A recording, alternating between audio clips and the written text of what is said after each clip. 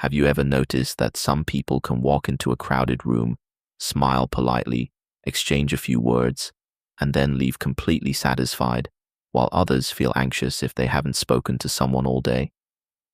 Society often treats having lots of friends as proof that you're successful, likable, or emotionally healthy. But psychology paints a much more interesting picture. Some people with very few friends aren't lonely because they've been rejected. They're alone because their minds work differently. In fact, the same qualities that make someone less interested in maintaining a large social circle can also become surprising psychological strengths. The question is, what kind of power could possibly come from having fewer connections? The answer has less to do with popularity than with how your brain processes the world. Our brains evolved to be social, but they didn't all evolve to socialize in the same way. Personality research consistently shows that people vary in how much stimulation they seek from their environment. Extroverts often recharge through interaction, while introverts tend to regain energy through quieter experiences. But this difference isn't simply about being shy or outgoing. It's about how the brain responds to stimulation. Some people genuinely become mentally exhausted after long periods of social interaction, even when they enjoy the people around them. Choosing a smaller circle isn't always avoidance. Sometimes it's simply respecting how your own mind functions best. Imagine two co-workers leaving the office after a busy day. One immediately joins colleagues for dinner and still has energy for a late-night gathering. The other politely declines, goes home, makes tea, reads a book, and wakes up refreshed the next morning. From the outside, the second person may appear antisocial, yet internally, they're recovering from a full day of conversations, decisions, and emotional signals. Their solitude isn't emptiness, it's restoration. Understanding this difference changes how we interpret being alone. The absence of people isn't always the absence of connection. Here's where things become even more surprising. Research has suggested that individuals who enjoy spending time alone often develop a stronger sense of self. When you're constantly surrounded by opinions, expectations, and social comparisons, it's easy to absorb beliefs that aren't truly your own. Time alone creates space to notice your own thoughts before someone else tells you what to think. Psychologists sometimes describe this as developing a stronger internal frame of reference. Instead of constantly asking, "What does everyone else think?" the question slowly becomes, "What do I actually believe?" That shift can quietly reshape an entire life. Think about how many everyday decisions are influenced by other people. What clothes you wear, what career you choose, even what movies you claim to enjoy can all be shaped by social pressure. This isn't because people are weak. It's because humans naturally adapt to groups. Social psychologists have demonstrated again and again that group influence affects almost everyone, but someone who spends more time thinking independently often becomes less vulnerable to following the crowd automatically. That doesn't mean they're always right. It simply means they're more likely to pause before agreeing. This independence can look unusual. Imagine a group of friends enthusiastically discussing the latest trend, while one person quietly says, "I don't really see the appeal." Instead of changing their opinion to fit in, they remain comfortable with disagreement.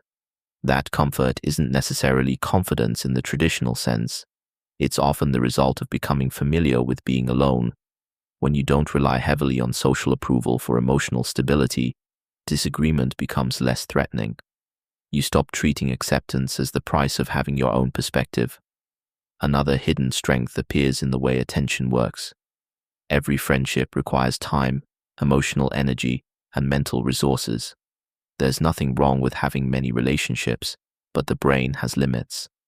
Cognitive psychology reminds us that attention is a finite resource.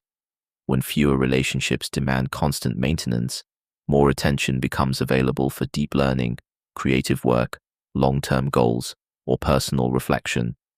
This may explain why some writers, scientists, artists, and inventors throughout history intentionally protected long periods of solitude. They weren't escaping people. They were protecting concentration. Of course, having fewer friends doesn't automatically make someone creative or successful. Plenty of isolated people struggle with loneliness, while many highly social people accomplish extraordinary things. The important point is that solitude itself can become fertile ground when it's chosen rather than forced. The same quiet afternoon that feels unbearable to one person may become the birthplace of another person's best idea.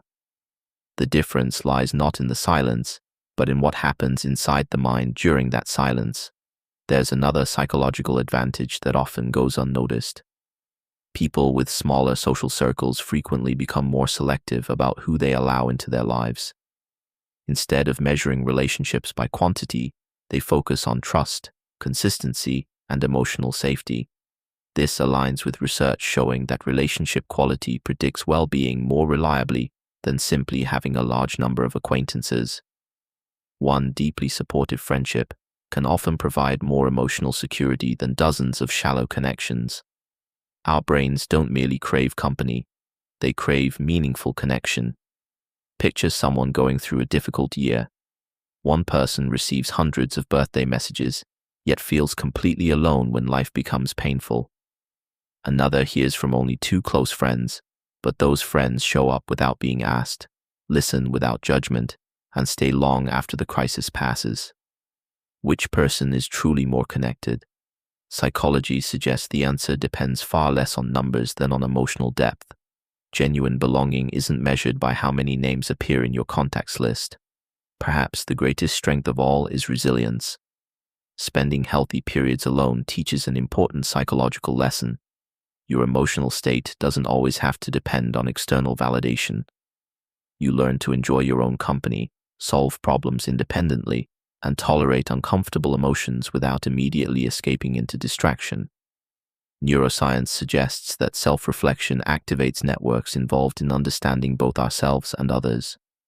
Ironically, becoming comfortable with solitude can improve empathy because you spend more time understanding your own emotional experiences.